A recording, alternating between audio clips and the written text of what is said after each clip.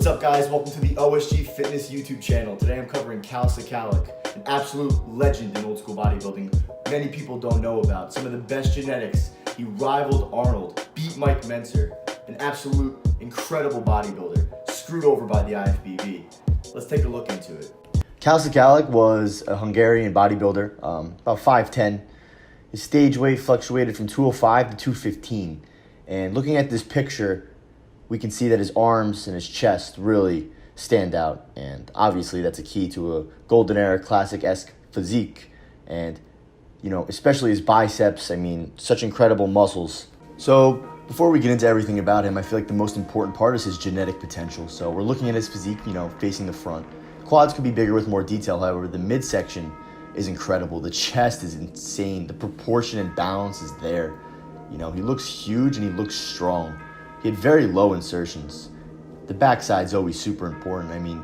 Obviously this is the golden era, so hamstrings look soft, not as big and detailed as they should be. The calves could be bigger, but the lats are very low, and his back looks thick without him even flexing, which is very important, But he's gonna come up very soon here and show off that back detail, and it's incredible.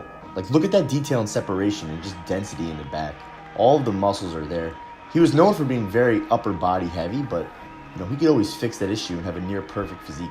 The lats are super low, super wide back, and the peaks on the rear double bicep are absolutely incredible. And then we see the peak from the front, the fullness of the arms. You also see his chest just sticks out so far. It's just raw muscle. This guy had limitless potential. His genetic potential in itself could have made him Mr. Olympia if he worked on his flaws. Just looks so relaxed, and I love his posing style. It's super old school. It's older school than old school, you know what I mean? It just looks so perfect. The peaks, the flow, the lats. Besides a little bit of a wide waist and the leg development, he was near perfect, guys. So I'm going to skip all of the dramatic details of his past, but, he fled from Hungary during the Hungarian Revolution, and they moved to Austria, and then later moved to a refugee camp in New Jersey, where I'm from, the hometown. And eventually they settled down in Delaware. He started working in a health club, and he became fascinated with weights. And you guys know how people are with premium genetics. They touch weights, and they look at them, and they grow. So, needless to say, he had insane potential. And one of the managers of the gym actually persuaded him to start competing because they saw the potential. And he walked away winning that 1975 Mr. Delaware contest. And from there, the passion for bodybuilding was born. After he won the Mr. Delaware, he decided, I'm going to be a bodybuilder. So, like they all do, he fled to Venice Beach, California to train at Gold's Gym, in a beat-up camper van. And only a little bit of money. He didn't have much money. Again, he was a refugee.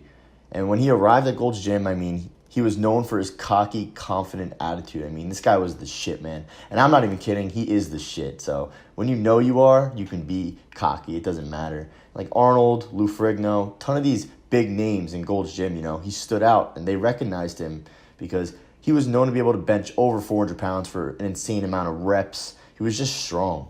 He was always just a super strong guy. And his physique spoke for itself. He didn't need to talk. Kal exploded onto the scene, guys.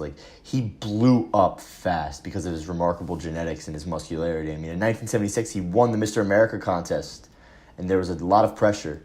Prepared in 6 weeks, and he stepped on stage in Philly and completely destroyed everybody.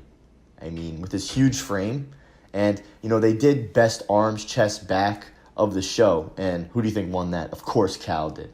So, when you're destroying the competition this early in your bodybuilding career and you're making so much noise, there's going to be a lot of hype around you. And he certainly was a hype machine and a hype builder. All right, guys, so after he won the Mr. America, he had his sights set on winning the 1977 Mr. Universe. However, you could not enter the Mr. Universe without qualifying through the Mr. USA. So, Kal sighed, went to the Mr. USA, and absolutely destroyed everybody and took the overall. This guy had so much momentum and was insane. The judges, the crowd, everyone was shocked. Obviously, this guy's physique was incredible, right? There was a pose down before the night ended, the Mr. USA contest. And one of 3 would be selected to compete on a team in the Mr. Universe, Team USA. And Kal went up there in the pose down, and he earned his spot, which is funny because he was alongside Mike Mentzer. and this was someone he'd battle later on for the same title. Kal ended up winning the 1977 Mr. Universe. I mean, his main competition was Mike Mentzer, and Mentzer was beating Kal in points until the pose down at the end of the show where Kal just impressed everybody. He was so charismatic, guys. It's another reason I think he rivals Arnold, because he just has the charisma on stage. Everybody loved Kal. He was a freak. He stood out, and he was just so good at posing and had so much passion behind his posing. It was so important. So, Kal ended up winning the 1977 Mr. Universe, and Mike's girlfriend, Mike Mentzer, Kathy Gelfo, was a little salty, and she said, how could Mike lose to half of a bodybuilder? Well, guess what, Kathy? He did, because Kal Szkalak was a stud, and he deserved the win. So this is the beginning of a very odd turn of events for Kal. So after his win with the Mr. Universe, Kal was the absolute shit, and Joe Weider saw this, and he took advantage of the opportunity. So, in his magazine, Kal had training articles every month, and they were building a relationship. But, listen, it's sketchy business and shady business practice, which the Weiders were known for, and he wasn't paying them for some of the photographs being taken in the magazine. So Kal wasn't too happy about that, because he's the honorable guy, and he actually went to Joe Weider's office where the photos were kept, and he grabbed everything and he just left. To kind of get back at him, because you can't take pictures of someone and feature them in a magazine and not compensate them accordingly, right? That makes sense. So I can see why Kal was so upset with this. A lot of bodybuilders would kiss ass to Joe Weider because, he would provide them with limitless opportunities, but Kal was not kissing his ass. And actually, Joe Weider tackled Kal into the floor, and there was a huge lawsuit, but it was settled out of court. And after this, Kal attempted to form a bodybuilding union, and he didn't like the way everybody was kind of manipulated and handled by Joe Weider. And he wanted everyone to be able to make money in any way they wanted as a bodybuilder. And it actually had the support of Arnold, guys. And Arnold said he'd be the union president if Kal got enough guys to stand up against the IFBB. And there was an emergency meeting at a Santa Monica hotel. And Kalman and the group of guys went, and they met with Ben Weider and the other federations in the hotel. And Arnold said he would be the president, but he didn't show up. So this made Kal look really bad. And it looked like he was rebelling and trying to get everyone to go against the IFBB. And he thought he had Arnold's support, but Arnold actually bailed on him. So this was really bad for Kal. And he's actually in a bad spot now because he's competing in IFBB competition, which is the Mr. Olympia next year. I actually found footage of the 1978 Mr. Olympia, and this is where Frank Zane is defending his title. And, I'll go through a couple of the guys because I love finding old school footage, and it's really special. So obviously Zane looks incredible. Diced, full, separated. He looks like a Mr. Olympia. He's not big, but that was never his package, And, we're just going to watch them pose, because I just can't get enough. And honestly, Zane looked pretty thick in this Olympia. He did not look as small as usual. Really impressive shape and probably the most conditioned guy on stage.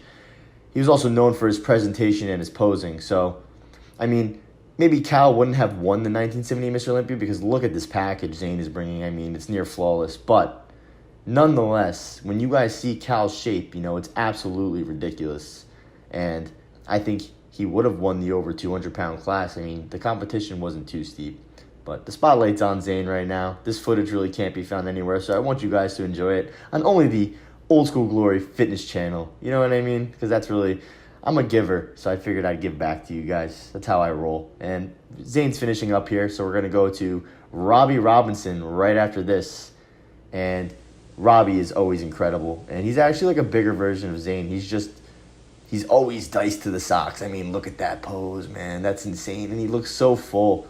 So, obviously, competition-wise, it was steep. And these are the best guys. And honestly, I have not seen a lineup like this for the Mr. Olympia. When Robbie poses, it flows so perfectly, and there's just way too much separation. It's like there's too many muscles popping. It's like his physique creates muscles out of thin air, that don't even exist. But the back development, super thick, really impressive overall. And, of course, the back double bicep, those peaks are insane. But I would argue Kal's are better. And, Kal was competing in the over 200 pounds. So, when he stepped on stage, absolutely incredible. You guys will see. Jesus. He looks better than Robbie. More separated, better peaks, better muscularity. Guys, come on. This side chest, look at the chest muscle. Come on. I really think he could have won the over 200-pound class. and he had insane potential to win the show. He is the best looking bodybuilder on that stage. Raw muscle, shredded, full. I mean, the back detail, the peaks, all the developments there. And, ideally, he would win the show, right? I mean, and the crowd was going insane during his posing. Needless to say, Zayn won the 1978 Mr. Olympia, and this was actually the famous crucifixion of Kal. When he was announced that he placed 5th overall, it was a huge shock to not only Kal, but everybody in the building. I mean, he could have at least won the overall in the 200-pound class. I mean, Kal was incredible that show, as you guys saw from the footage. So we saw for ourselves here. And they gave him 5th. So, was he unlucky, or did he go against the IFBB and was he crucified? I don't know. There's a lot of politics that come into play. However, they're known, the IFBB, for their political agenda, and you don't go against them. Kal didn't deserve 5th, guys. But now you know you can't rebel against the IFBB platform because they will get back at you. If you want my opinion, I think Kal was the next Arnold. In terms of insertions, his body was so perfect. If he brought up his legs, he'd have no weak points. He was so full, huge arms, huge chest, just so much more muscular and dense than every other guy on stage. And he had insane momentum for a reason. He was just genetically gifted. He was a talent. I really think he was the next Arnold, guys. If he never rebelled against the IFBB, who knows where Kal would be? Might be Mr. Olympia, Who knows how 1978 would go? He had the charisma. He had everything. He was incredible. Don't forget Kal, guys. Seriously, he's a cyclist now, and he found another passion, but he will always be an incredible bodybuilder in my heart and everyone who loves old school bodybuilding.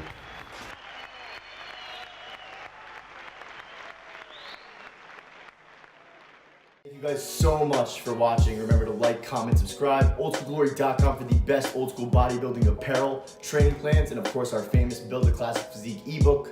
Follow us on Instagram, Glory Old School and Michael Pane. Until next time, guys, achieve glory.